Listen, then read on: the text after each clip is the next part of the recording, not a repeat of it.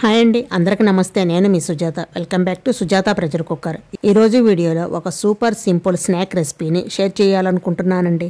వర్షాలు పడుతున్నాయి కదండి, కారకారంగా ఇలా చట్పటాగా చాలా టేస్టీగా ఉంటాయి ఈ స్నాక్ రెసిపీ. అయితే స్వీట్ షాప్ స్టైల్లో మనం చాలా రకాల మిక్చర్ రెసిపీని చూస్తుంటాము. అయితే ఈరోజు నేను దాల్ మోతీ మిక్చర్ని ఇంట్లో ఈజీగా ఎలా తయారు చేసుకోవచ్చో చూపిస్తున్నానండి. హైజీనిక్ మెయింటైన్ చేస్తూ మంచి క్వాలిటీ ఆయిల్లో ఫ్రై చేసేవి అయితే పర్వాలేదు, కానీ చిన్న చిన్న షాపులలో పూర్ క్వాలిటీ ఆయిల్ని మెయింటైన్ చేస్తూ ఫ్రై చేస్తూ ఉంటారు. అలాంటివి తినటం వలన మనకి హెల్త్ బెనిఫిట్స్ ఎక్కువగా వస్తుంటాయి. ఇలా మనమే ఇంట్లో తయారు చేసుకున్నట్లయితే హైజీనిక్గా తినవచ్చు అండ్ మీకు కాస్ట్ కూడా చాలా తక్కువలో అయిపోతుంది. అండ్ ఈ రెసిపీని చేసుకోవటం కూడా చాలా ఈజీ. పిల్లలు పెద్దలు ఫ్యామిలీ అంతా కూడా హెల్తీగా తినేయవచ్చు. సో మరి లేట్ చేయకుండా స్వీట్ షాప్ స్టైల్లో దాల్ మోతీ రెసిపీని ఎలా తయారు చేసుకోవాలో చూసేద్దాం రండి. ఫస్ట్ దానికోసం పప్పును నానబెట్టుకోవాలి. ఇక్కడ మనం ఈ రెసిపీ కోసం మసూర్ దాల్ని యూజ్ చేస్తున్నాను. అంటే ఎర్ర కందిపప్పు ఉంటుంది కదండి, అది పొట్టుతో ఉండే ఎర్ర కందిపప్పు అన్నమాట. ఇది సూపర్ మార్కెట్లో మసూరి దాల్ అంటే ఎక్కడైనా దొరుకుతుంది. హోల్ మసూర్ దాల్ అన్నమాట. నేను అమెజాన్లో తీసుకున్నానండి. దీని ప్రైస్ వచ్చేసి 60 to 70 మధ్యలో పడింది నాకు. ఇది హాఫ్ కేజీ. ఈ హాఫ్ కేజీతో అయితే తయారు చేస్తున్నాను. కప్స్ ప్రకారంగా చూసుకుంటే 2.5 కప్పుల దాకా పప్పు అయితే వచ్చిందండి. పప్పును గిన్నెలోకి వేసుకొని 2-3 సార్లు బాగా నీళ్ళతో కడిగేసేయండి. రబ్ చేస్తూ వాష్ చేసుకున్న తర్వాత మళ్ళీ నిండుగా నీళ్లు పోసి ఇందులో 1 టేబుల్ స్పూన్ దాకా వంట సోడా వేసుకోవాలి. ఒకసారి కలిపేసుకొని నైట్ అంతా నానబెట్టుకోవాలండి. ఇలా నానబెట్టేటప్పుడు వంట సోడా వేసి నానబెట్టడం వలన పప్పు కాస్త పీల్చుకొని ఫ్రై చేసేటప్పుడు క్రచ్చిగా వస్తుంది. ఇలా వేసుకొని మూత పెట్టి ఓవర్ నైట్ అంతా నానబెట్టేసేయండి. నెక్స్ట్ డే మార్నింగ్ కల్లా పప్పు ఈ విధంగా చక్కగా నానిపోయింది కదా. చూడండి, పప్పు చక్కగా నానిపోయింది. ఇలా ఒక గింజ తుంచి చూడండి, పప్పు చక్కగా నానిపోయింది. ఇలా నానిన పప్పులో మళ్ళీ నీళ్లు పోసి 2-3 సార్లు బాగా కడిగేసుకోవాలి. ఆ స్మెల్ అంతా పోతుందన్నమాట. నీట్గా కడిగేసుకున్న తర్వాత వాటర్ అంతా వంపేసుకొని ఇలా వాటర్ అంతా వంపేసుకున్న తర్వాత ఒక పొడి క్లాత్ మీద వేసి ఫ్యాన్ కింద ఆరబెట్టేసుకోవాలి. ఇలా పల్చగా ఆరబెట్టుకోవాలి. తడి ఏమీ లేకుండా పల్చగా పరిచి ఆరబెట్టండి. ఒక 15 to 20 మినిట్స్కి పప్పు అనేది పైన అంతా డ్రై అయిపోతుంది. ఈ విధంగా పప్పును పొడిగా ఉండాలన్నమాట. ఇలా డ్రైగా ఎండిపోయినట్లుగా ఉండకూడదు. ఇలా ఆరబెట్టుకున్న తర్వాత ఇలా చేతికి తేమ అంటుకోకుండా ఉంటే సరిపోతుంది. ఇలా ఆరబెట్టుకున్న తర్వాత ఇప్పుడు ఈ బౌల్ మీద మూత పెట్టి పక్కన పెట్టేసేయండి. ఇప్పుడు ఇందులోకి కారపూసను తయారు చేసుకుందాం. కారపూస తయారు చేసుకోవడం కోసం ఒక బౌల్ తీసుకోండి. అందులోకి 1 కప్పు దాకా శనగపిండిని వేసుకోండి. ఇందులోకి రుచికి సరిపడా ఉప్పు, 1/2 టేబుల్ స్పూన్ దాకా పసుపు కూడా వేసేసి కొంచెం నీళ్లు పోసుకుంటూ పిండిని ఈ విధంగా స్టిక్కీగా కలుపుకోవాలి. ఇలా పిండిని కలుపుకున్న తర్వాత 1/2 టేబుల్ స్పూన్ దాకా ఆయిల్ వేసుకోండి. ఆయిల్ వేసుకున్న తర్వాత ఒకసారి బాగా కలిపేసుకోవాలి. ఇలా పిండిలో ఆయిల్ వేయటం వలన కారపూస గుల్లగా వస్తుందండి. గట్టిగా లేకుండా ఉండాలి. కారపూసకి పిండి పల్చగా ఉండాలండి.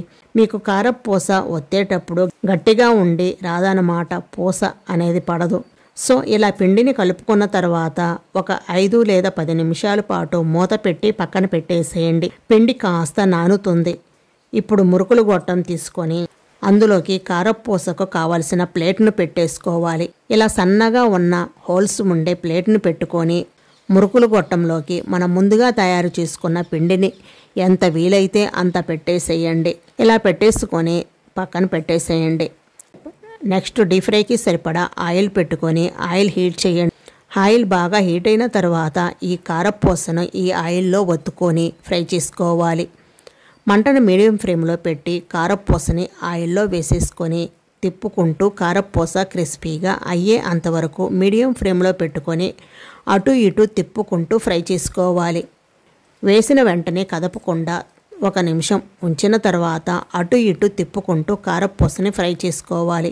ఇలా వేయించుకున్న కారపూస ఒక ప్లేట్లోకి తీసుకొని పక్కన పెట్టి ఇలాగే మిగిలిన పిండితో కూడా కారపూస చేసి ప్లేట్లోకి వేసుకోండి.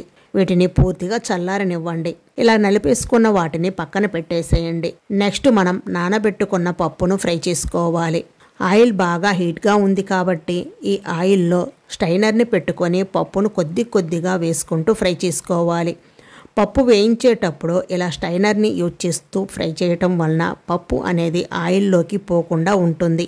ఈజీగా పప్పును సపరేట్ చేసుకోవచ్చు అండ్ వేయించటం కూడా చాలా ఈజీగా ఉంటుందండి. పప్పును క్రిస్పీగా వేయించుకోవాలి. మీడియం ఫ్లేమ్లో పెట్టుకొని స్పూన్తో కలుపుకుంటూ ఉంటేనే పప్పు ఈవెన్గా వేగుతుంది. పప్పు క్రిస్పీగా వేగిందా లేదా అని తెలుసుకోవటం కోసం స్టైనర్ని ఇలా కదుపుతూ ఉంటే ఇలా సౌండ్తో కూడా తెలుసుకోవచ్చు. చూడండి, పప్పు అనేది ఇలా పగిలిపోయి ఉంటుంది. ఇలాగైనా పప్పు వేగింది అని తెలుసుకోవచ్చు. ఇలా మంచిగా వేగిన పప్పును ఒక టిష్యూ ఉన్న ప్లేట్లోకి వేసుకోండి. మొత్తం నానబెట్టిన పప్పును కూడా ఇలాగే వేయించుకోవాలి. ఇలా మిగిలిన పప్పును కూడా మొత్తం వేయించుకొని పక్కన పెట్టేసుకోండి. వేయించుకున్న పప్పును మొత్తం కూడా టిష్యూ ఉన్న బౌల్లోకి వేసుకోవాలి. ఎక్స్ట్రా ఆయిల్ ఉంటే టిష్యూ పీల్చేసుకుంటుంది. ఇలా వేయించుకున్న పప్పును పక్కన పెట్టేసుకోవాలి. ఇలా పప్పు మొత్తం వేయించుకున్న తర్వాత మళ్ళీ తిరిగి స్టైనర్ని ఆయిల్లో పెట్టేసుకొని అరకప్పు లేదా 1/4 కప్పు దాకా జీడిపప్పు పలుకులు కూడా వేసుకొని సన్నటి సెగ మీద గోల్డెన్ బ్రౌన్ కలర్ వచ్చే అంతవరకు వేయించుకోవాలి.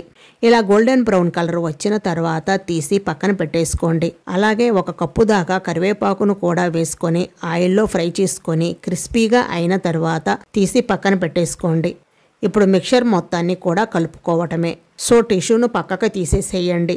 ఇప్పుడు మూందాల్లోకి టేస్ట్కి తగ్గట్టుగా కారాన్ని వేసుకోండి. తర్వాత రుచికి సరిపడా ఉప్పు వేసుకోండి. అలాగే 1/2 టేబుల్ స్పూన్ దాకా బ్లాక్ సాల్ట్ కూడా వేసుకోండి. బ్లాక్ సాల్ట్ వేసుకోవటం వలన టేస్ట్ చాలా బాగుంటుంది. అలాగే 1/2 టేబుల్ స్పూన్ దాకా చాట్ మసాలా కూడా వేసుకోండి. తర్వాత 1/2 టేబుల్ స్పూన్ దాకా ఆమ్చూర్ పౌడర్, 1/2 టేబుల్ స్పూన్ దాకా జీలకర్ర పొడి కూడా వేసుకోండి. ఇవన్నీ వేసుకున్న తర్వాత ఒకసారి బాగా కలుపుకోవాలి. నెక్స్ట్ ఇందులోకి మనం ఫ్రై చేసిన కరివేపాకు రోస్ట్ను కూడా వేసుకోండి. తర్వాత జీడిపప్పు పలుకులను కూడా వేసుకోండి. అలాగే ముందుగా తయారు చేసుకున్న కారపూసను కూడా 1 కప్పు దాకా వేసుకొని బాగా కలిసేలాగా కలుపుకోవాలి. ఇలా అంతా బాగా కలిపేసుకున్న తర్వాత ఉప్పు కారాన్ని అడ్జస్ట్ చేసుకుంటే సరిపోతుంది. అంతేనండి, super tasty sweet shop style dal moti mixture ready అయిపోయింది. చేసుకోవటం కూడా చాలా ఈజీ అన్నమాట. టేస్ట్ కూడా చాలా బాగుంటుందండి. మీరు కూడా ఈ దాల్ మోతీ మిక్చర్ని ఇంట్లో తప్పకుండా ట్రై చేయండి. ట్రై చేసి మీకు టేస్ట్ ఎలా అనిపించిందో నాకు కామెంట్ రూపంలో తప్పకుండా తెలియచేయండి. వీడియో నచ్చితే లైక్ చేసి మీ ఫ్రెండ్స్ అండ్ మీ ఫ్యామిలీ మెంబర్స్కి షేర్ చేయండి. అలాగే మరిన్ని సింపుల్ అండ్ టేస్టీ రెసిపీస్ కోసం సుజాత ప్రెజర్ కుక్కర్ యూట్యూబ్ ఛానల్ని తప్పకుండా సబ్స్క్రైబ్ చేసుకోండి. Thank you for watching.